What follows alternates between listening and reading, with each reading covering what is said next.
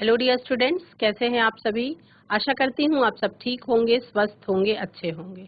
ICT virtual classroom Dehradun में आप सभी का स्वागत करती हूँ। मेरा नाम समता है और बच्चों क्लास 10th में आपका चैप्टर चल रहा है लाइफ प्रोसेसेस, जिसमें हम रेस्पिरेशन के बारे में बात कर रहे हैं। कल हमने बात कर ली थी कि ह्यूमन रेस्पिरेटरी सिस्टम में कौन कौन से ऑर्गन्स इन्वॉल्व होते हैं। चलेंगे स्मार्ट बोर्ड की तरफ और उसी कॉन्सेप्ट को हम आगे कंटिन्यू करेंगे। कल तक के सेशन में हमने बात कर ली थी कि जो हमारा ह्यूमन रेस्पिरेटरी सिस्टम होता है उसमें नॉस्ट्रल्स के साथ नेजल पैसेज होता है। उसके बाद जो हवा है वो नेजल पैसेज से फेरिंग्स तक ट्रेवल करती है, फेरिंग्स जिसे हम थ्रोट भी कहते हैं। ठीक है, उसके बाद फेरिंग्स जो है, फेरिंग्स के अंदर प्रोटेक्टिव म्यूकस मेम्ब्रेन होती है, सीलिया होते हैं जो इम्प्योरिटीज को रिमूव कर देते हैं जो हवा के साथ अंदर जा रही होती है।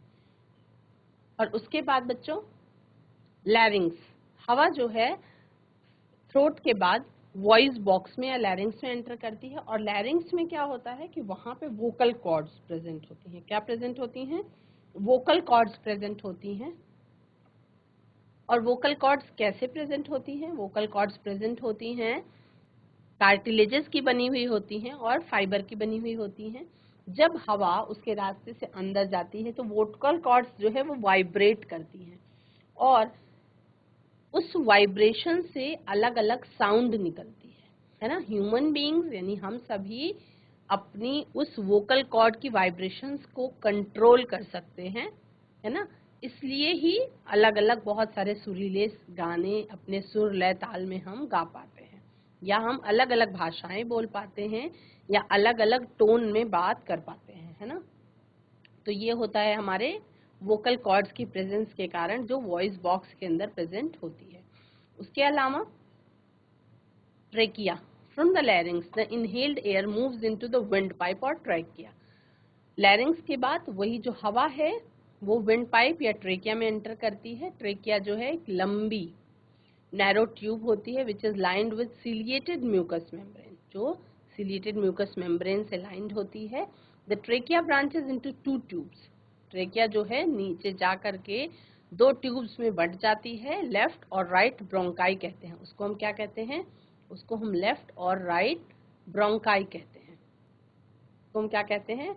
उसको हम लेफ्ट और राइट ब्रोंकाई कहते हैं। The cilia move the mucus containing dust particles back to the pharynx, और जो उसमें कुछ भी डस्ट पार्टिकल्स हैं अगर वो चले जाते हैं ट्रेकिया तक तो फेरिंग्स में वो वापस भेज दिए जाते हैं। सीलिया जो म्यूकस कंटेनिंग डस्ट पार्टिकल है उसको फेरिंग्स में वापस भेज देता है। ठीक है, अब ये तो हो गया आपका कि 3-4 पार्ट्स मिलकर के ह्यूमन रेस्पिरेटरी सिस्टम बनाते हैं, है ना। एक कॉन्सेप्ट है बच्चों कि आप सभी को पता है, पता होना चाहिए नहीं कहूंगी मैं, पता है आप सभी को कि टोबैको जो है उसके अंदर हार्मफुल कंपोनेंट्स होते हैं हमारे स्वास्थ्य के लिए। तंबाकू जो है वो बहुत हानिकारक होता है ना।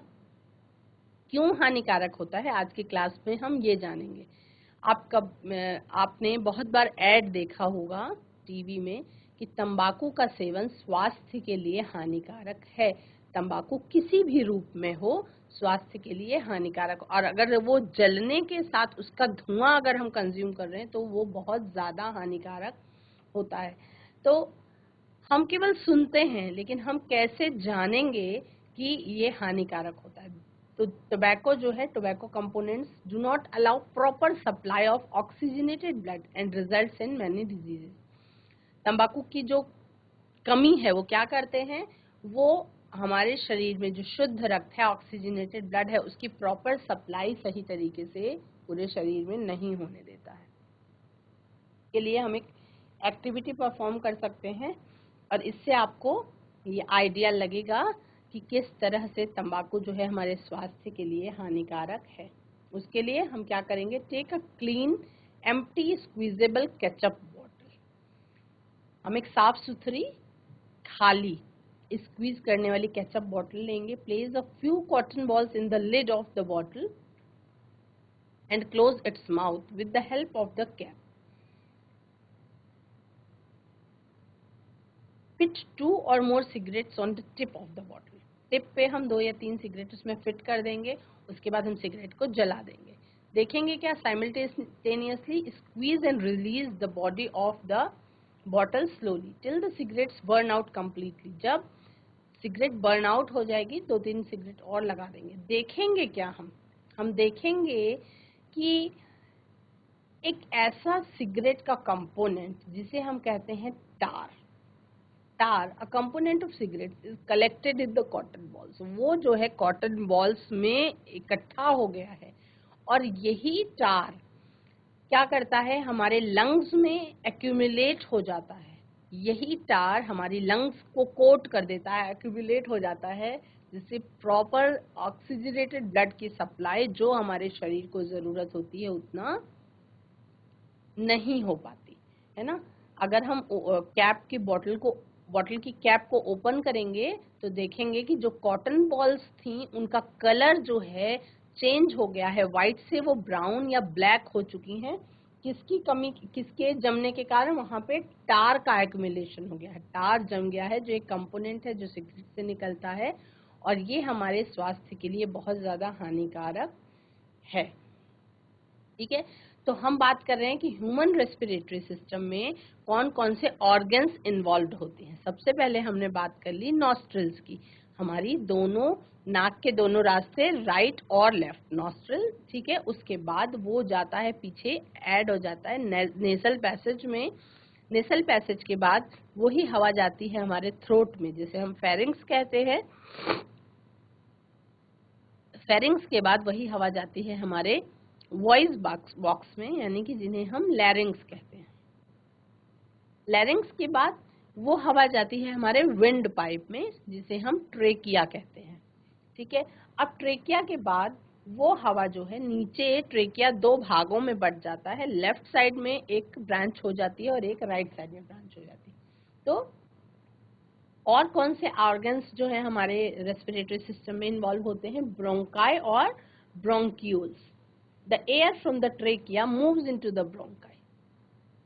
कूपिकाओं और फुफ्फुस कोशिकाओं में ये बढ़ जाता है। The air from the trachea, यानी विंड पाइप से हवा जो है हमारे ब्रोंकियाई में जाती है, which are formed because of the division of the trachea. तो वो ब्रोंकाई जो है क्यों बनते हैं, ट्रेकिया का विभाजन हो गया होता है, एक लेफ्ट साइड पे और एक राइट साइड पे ट्रेकिया का विभाजन होता है, तो उससे ब्रोंकाई जो है वो बनते हैं। Each bronchus enters one of the lungs. हर एक ब्रोंकस जो है वो एक लंग्स, फेफड़ा जो है वो 2 भागों में होता है, लेफ्ट में और राइट में। तो एक ब्रोंकाई लेफ्ट साइड में जाता है, एक राइट साइड में जाता है। Inside the lungs the bronchi further divide into bronchioles. Bronchi जो है अंदर हर एक लंग्स में बहुत सारे ब्रोंक्यूल्स में डेवलप हो जाता है, यानी कि बट जाता है। क्या हो जाता है, ब्रोंक्यूल्स में बढ़ जाता है। और उसके बाद ये जो हवा है वो ब्रोंक्यूल्स के थ्रू मूव करती है। नेक्स्ट जो पार्ट है हमारे रेस्पिरेटरी सिस्टम का, बच्चों 6th पार्ट है हमारे ह्यूमन रेस्पिरेटरी सिस्टम का, जो है हमारे फेफड़े यानी कि लंग्स जो हैं वो बैग लाइक स्ट्रक्चर होते हैं, जो दोनों साइड पे रिब केज के सिचुएटेड होते हैं, यानी कि प्रेजेंट होते हैं। लंग्स, फेफड़े पसलियों के पीछे बैग लाइक स्ट्रक्चर हैं, दोनों तरफ प्रेजेंट होते हैं। They are the chief respiratory organs in the human body. ये हमारे मनुष्यों के शरीर का मुख्य श्वसन अंग है। कौन से, लंग्स हमारे मानव शरीर का मुख्य श्वसन अंग है। इसमें क्या होता है, लंग्स में bronchioles divides many times to create smaller branches. जो ब्रोंक्यूल है ये बहुत बार डिवाइड होके छोटी छोटी ब्रांचेस बना लेता है। These branches ultimately terminate into tiny air sacs. और ये ब्रांचेस अल्टीमेटली टर्मिनेट हो जाते हैं किसमें, छोटे छोटे हवा के थैलियों में, हम जिनको एयर सैक्स कहते हैं, और इनको हम नाम देते हैं अल्वियोलाई। इनको हम क्या नाम देते हैं, इनको हम कहते हैं अल्वियोलाई। तो अल्वियोलाई जो हैं, these cells are surrounded by many blood capillaries. और ये जो अल्वियोलाई हैं ये बहुत सारी रक्त वाहिकाओं से सराउंडेड होते हैं। Alveoli provide surface for the exchange of gases. Alveoli जो है वो एक सतह प्रदान करता है जिससे गैसेस का एक्सचेंज हो सकता है। आपको पता है कि श्वसन प्रक्रिया है, उसमें जो मुख्य प्रक्रिया है वो गैसेस का एक्सचेंज ही है। हम ऑक्सीजन को इनहेल करते हैं, कार्बन डाइऑक्साइड को एक्सहेल करते हैं, तो हम क्या करते हैं, हम गैसेस का एक्सचेंज करते हैं, है ना।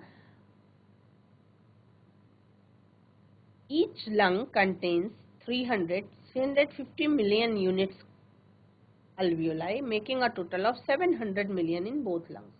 alveoli कितनी संख्या में होते हैं? alveoli जो है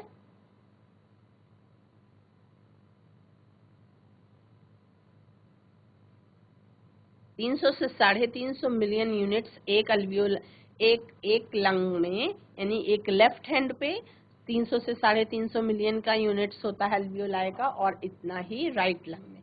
तो इस तरह से हम कह सकते हैं कि 700 मिलियन के करीब alveoli जो है वो प्रेजेंट होते हैं, किसमें? लंग्स में। alveoli transfers O2 into the blood cells. alveoli जो है वो ऑक्सीजन को ट्रांसफर कर देते हैं, किसमें? alveoli ऑक्सीजन को ब्लड सेल्स में, यानी कि रुधिर कोशिकाओं में ट्रांसफर कर देते हैं ना। तो किस तरह से वो हेल्प करते हैं उसके बारे में हम बात करेंगे। Gases are exchanged in the lungs during respiration. Gases का एक्सचेंज हो जाता है फेफड़ों के द्वारा रेस्पिरेशन की प्रक्रिया में। Are lungs the only respiratory organ? क्या लंग्स ही केवल रेस्पिरेटरी ऑर्गन्स के रूप में होते हैं, या और सभी एनिमल्स में भी क्या रेस्पिरेशन की जो प्रक्रिया है वो समान होती है? तो बच्चों ऐसा नहीं है। आप सभी जानते हैं कि अलग अलग जानवरों में रेस्पिरेशन की प्रक्रिया जो है वो अलग अलग होती है। आप ये पिछली कक्षाओं में भी पढ़ चुके हैं। इन एक्वेटिक एनिमल्स, अगर हम जलीय जंतुओं की बात कर लें, तो गैसेस का एक्सचेंज उसमें डिफ्यूजन की प्रोसेस के द्वारा हो जाता है, जहाँ पे जो उनकी बॉडी वॉल होती है, डायरेक्ट बॉडी वॉल से ही गैसेस का एक्सचेंज हो जाता है। कॉम्प्लेक्स एक्वेटिक एनिमल्स जो होते हैं उनमें एक्सचेंज ऑफ गैसेस के लिए क्या होते हैं? गिल्स प्रेजेंट होते हैं। कॉम्प्लेक्स एक्वेटिक एनिमल्स जैसे कि उच्च श्रेणी का जलीय जंतु, हम मछली की बात कर लें तो उसके पास गिल्स पाए जाते हैं जो गैसेस का डिफ्यूजन करते हैं, है ना। इसी तरह से फिशेज में क्या होता है? The water enters through their mouths and quickly moves to the gills. पानी जो है, और पानी में घुली हुई ऑक्सीजन को उनको लेना होता है, तो पानी उनके मुंह के रास्ते से एंटर करता है और वो क्विकली गिल्स की तरफ मूव कर जाता है। गिल्स में क्या होती है? जो पानी में घुलनशील oxygen gets mixed with the blood, वो उनके ब्लड के साथ मिक्स हो जाती है, and the blood then transports this oxygen to all the body cells for respiration. और उसके बाद वही ऑक्सीजन पूरे शरीर की एक एक कोशिका में पहुंच जाती है, किसकी प्रक्रिया के लिए? श्वसन की प्रक्रिया के लिए। तो इसमें क्वेश्चन है, which organism exhibits faster rate of breathing, terrestrial और एक्वेटिक एनिमल्स? दो तरीके के जीव जंतु होते हैं, एक तो उभयचर और एक जलीय, है ना। एक स्थलीय और एक जलीय। तीसरे प्रकार के उभयचर होते हैं जो स्थल में भी रहते हैं और जल में भी। तो हम बात करेंगे कि जो स्थल में रहने वाले हैं और जो जल में रहने वाले हैं, उनमें कौन से जानवर हैं जिनमें ब्रीदिंग की रेट जो है वो फास्टर होती है। The oxygen source water is about 800 times denser than air. Oxygen source है, वाटर है जो वो 800 गुने सांद्र होता है ना। It contains less oxygen as compared to air. तो वाटर में कितना भी ऑक्सीजन हो, लेकिन वायु में जितनी ऑक्सीजन होती है उसकी तुलना में पानी में ऑक्सीजन जो है कम होती है। Since the content of O2 in water is low, तो जब ऑक्सीजन की मात्रा पानी में कम होती है तो एक्वेटिक एनिमल्स ब्रीथ फास्टर। तो एक्वेटिक एनिमल्स जो हैं वो जल्दी जल्दी सांस लेते हैं, faster to get as much oxygen as possible, ताकि वो ज्यादा से ज्यादा ऑक्सीजन को ग्रहण कर सके, resulting in a faster rate of breathing. जिससे क्या होती है? उनकी सांस लेने की जो दर है वो स्थलीय जंतुओं की तुलना में तेज होती है। Therefore, aquatic animals breathe faster than terrestrial animals and also show different adaptations for better gaseous exchange. बच्चों, अलग अलग जंतुओं में और मनुष्यों में हम ट्रांसपोर्टेशन किस तरह से होता है एनिमल प्लांट्स में, उसके बारे में भी बात करेंगे। रेस्पिरेशन की प्रोसेस आपको क्लियर समझ में आ गई है। आज हम बात करेंगे ट्रांसपोर्टेशन इन प्लांट्स की, प्लांट्स में ट्रांसपोर्टेशन की प्रोसेस कैसे होती है। Transportation is a life process. Transportation या परिवहन जो है वो एक प्रकार का जैव प्रक्रम है, where substances synthesized or absorbed in one part of the body are carried to other part of the body.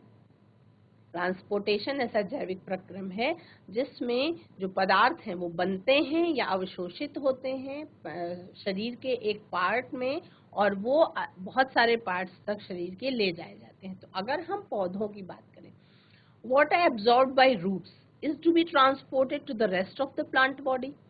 हम जानते हैं कि जैसे प्रकाश संश्लेषण की जो प्रक्रिया होती है, तो प्रकाश संश्लेषण की प्रक्रिया के तहत क्या होता है, जो आपका पानी है जड़ के द्वारा एब्जॉर्ब कर लिया जाता है, लेकिन उस पानी को उस साइड तक पहुंचाने का काम जहां पे प्रकाश संश्लेषण की प्रक्रिया होनी है ना। तो ये प्रोसेस क्या है, food produced in the leaves is to be transported to its place of storage. पानी को जड़ ने खींचा लेकिन उसको पत्तियों तक पहुंचाने का काम, ताकि फोटोसिंथेसिस की प्रोसेस यानी कि प्रकाश संश्लेषण की प्रक्रिया, जो भोजन निर्माण की प्रक्रिया है पौधों में, वो हो सके सुचारू रूप से। अब भोजन निर्माण होने के बाद उस भोजन को अलग अलग जगहों तक ट्रांसपोर्ट करने का, हर पार्ट तक ट्रांसपोर्ट करने का, और जहां पे उसको स्टोरेज होना है वहां तक पहुंचाने का काम, वो भी ट्रांसपोर्टेशन के थ्रू ही होता है। तो उसके लिए एक ट्रांसपोर्ट सिस्टम की जरूरत होती है प्लांट्स में। तो कैसे ट्रांसपोर्ट सिस्टम जो है प्लांट्स में वो फंक्शन करता है, उसके बारे में हम बात करेंगे। The transportation system in plants move the energy stored in the leaves to different parts. Transportation system जो परिवहन तंत्र है प्लांट्स के अंदर, वो क्या करता है, in plants moves the energy stored in leaves to different parts. जो एनर्जी हमारे पत्तियों में प्रकाश संश्लेषण के द्वारा बनती है, जो भोजन बनता है, उसको हर पार्ट तक पत्ती मतलब पौधे के पहुंचाने का काम करता है ट्रांसपोर्टेशन सिस्टम। ट्रांसपोर्टेशन सिस्टम का और क्या काम है, it also helps in moving raw materials absorbed from the roots to various organs of the plants, है ना। तो ट्रांसपोर्टेशन सिस्टम यानी कि परिवहन तंत्र जो पौधों में होता है, वो मैंने आपको बताया कि जल को अवशोषित करने के बाद जल को अलग अलग अंगों तक पहुंचाने का काम, जल को उस साइड तक पहुंचाने का काम जहां पे फोटोसिंथेसिस की प्रोसेस हो रही है, और वहां पे भोजन बनने के बाद भोजन को हर एक अंग तक पहुंचाने का काम, और उस पार्ट तक पहुंचाने का काम जहां पे उसका स्टोरेज होना है। ये प्रोसेस जो है ट्रांसपोर्टेशन सिस्टम के द्वारा होती है। तो इसके लिए पौधों में दो रास्ते होते हैं बच्चों। These two pathways are explained in the, तो मैं आपको एक्सप्लेन करती हूँ। Transportation system in plants consists of two different types of conducting tissues. जो परिवहन तंत्र होता है पौधों में, जो परिवहन तंत्र होता है पौधों में, तो परिवहन तंत्र में दो तरीके के कंडक्टिंग टिश्यूज पाए जाते हैं। आप इसको 9th क्लास में ही पढ़ चुके हैं, है ना। हम टिश्यूज वाला चैप्टर जब पढ़ रहे थे तो हमने ये चीज पौधों में भी किस तरीके से होती है पूरी पढ़ी थी, है ना। दो तरीके के कंडक्टिंग टिश्यूज पाए जाते हैं जिसको हम संवहन ऊतक कहते हैं। दो तरीके के संवहन ऊतक पाए जाते हैं जिनको हम जाइलम और फ्लोएम के नाम से जानते हैं। पहला जो पार्ट है वो है जाइलम। तो जाइलम क्या करता है, जाइलम क्या करता है, xylem conducts water and minerals obtained from soil via roots. यानी कि जाइलम जो है वो वाटर और मिनरल्स को ऑब्टेन करता है और वाया रूट्स यानी कि जड़ के द्वारा ही एब्जॉर्ब होता है वो to the rest of the plant, और वो पौधे के अन्य भागों तक पहुंचाया जाता है। तो अन्य भागों तक पौधे के वाटर और मिनरल्स को पहुंचाने का काम कौन करता है? जाइलम करता है। और फ्लोएम क्या करता है? फ्लोएम ट्रांसपोर्ट करता है फूड मटेरियल्स को जो लीव्स में बनी है फोटोसिंथेसिस की प्रोसेस में, और वो प्लांट के डिफरेंट बॉडी पार्ट तक पहुंचा दिया जाता है। तो हम ये कह सकते हैं कि जाइलम जो है वो रॉ मटेरियल को किचन तक पहुंचाता है। किचन यानी कि ग्रीन पार्ट्स जहां पे फोटोसिंथेसिस की प्रोसेस होती है, जहां पे भोजन निर्माण की प्रक्रिया होती है पौधों में। और उसके बाद फ्लोएम जो है, फ्लोएम को हम वेटर मान सकते हैं कि फ्लोएम क्या करता है? फ्लोएम वहां पे बने हुए भोजन को पौधे के अन्य भागों तक पहुंचाने का काम करता है। तो ये एकदम जाइलम और फ्लोएम, बहुत बार बच्चे इसमें कंफ्यूज होते हैं कि जाइलम का क्या काम है, फ्लोएम का क्या काम है। तो बिल्कुल अच्छे से ध्यान रखेंगे। जाइलम जो है वो वाटर को और मिनरल्स को सॉइल से जो एब्जॉर्ब किया जाता है, उस वाटर और मिनरल्स को अन्य पौधों के भाग तक पहुंचाने का काम करता है जहां पर प्रकाश संश्लेषण की प्रक्रिया होनी होती है। और फ्लोएम क्या करता है? वहां पर बने हुए फूड मटेरियल को लीव्स से दूसरे भागों तक पहुंचाने का काम करता है। और वाटर का ट्रांसपोर्ट जो है वो कैसे होता है? Components of xylem tissue. अब जाइलम टिश्यू में भी दो कंपोनेंट्स होते हैं, ट्रैकीड्स होते हैं और वेसल्स होते हैं। Components of the xylem tissue of roots, stems and leaves are interconnected. आपस में ही ये जुड़े हुए होते हैं to form a continuous system of water conducting channels which reaches all parts of the plant. यहाँ पे आप देख पा रहे हैं कि जाइलम टिश्यू में दो पार्ट्स होते हैं, मतलब दो और कंपोनेंट्स होते हैं जिनको हम कहते हैं ट्रैकीड्स एंड वेसल्स। क्या कहते हैं? Tracheids and vessels. दो नाम है ये, ट्रैकीड्स और vessels.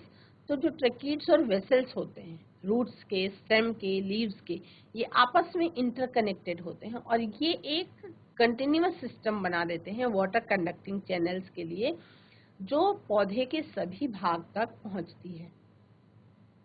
Root hair with adhering soil particles.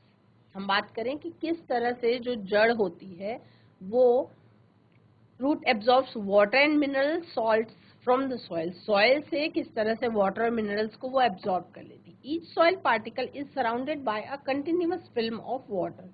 हर एक मृदा का जो कण है वो एक कंटिन्यूअस वाटर की लेयर से घिरा हुआ होता है, loosely held to it by a force known as capillary force.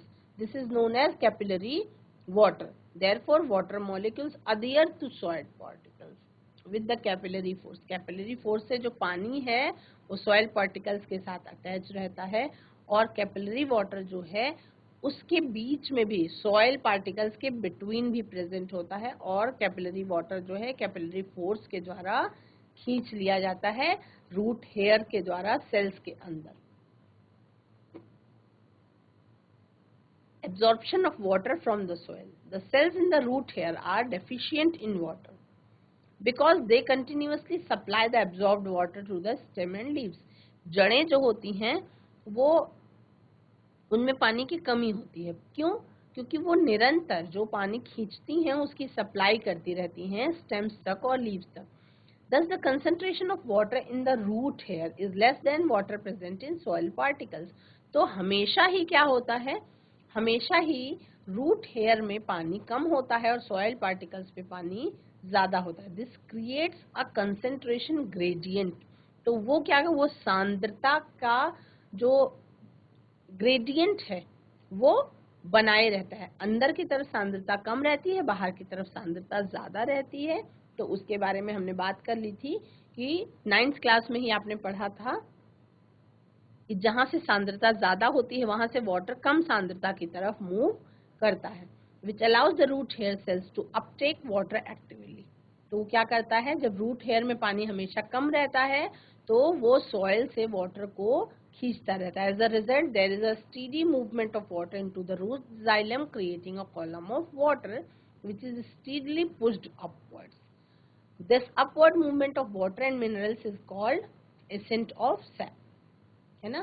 Continuous inflow होता है वाटर का, pressure is developed inside the root cells, this root pressure helps in the pushing the plant cell sap upwards through xylem vessels.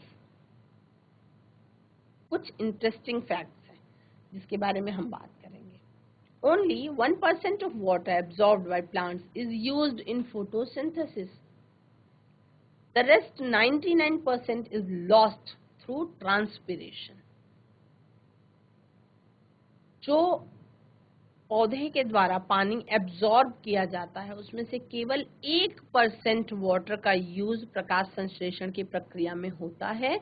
और आपको पता है कि प्रकाश संश्लेषण की प्रक्रिया में पानी जो है वो लॉस्ट भी होता है, तो रेस्ट 99% जो पानी है वो ट्रांसपिरेशन की प्रोसेस के द्वारा वेस्ट हो जाता है। इन वन ग्रोइंग सीजन, एक ग्रोइंग सीजन में corn plant transpires more than 200 litres of water. बच्चों आज की क्लास में इतना ही। आप सभी ने रेस्पिरेशन के बारे में जान लिया, अगले सेशन में हम थोड़ा सा और जानेंगे इसके बारे में। That's all for today, have a nice day, take care.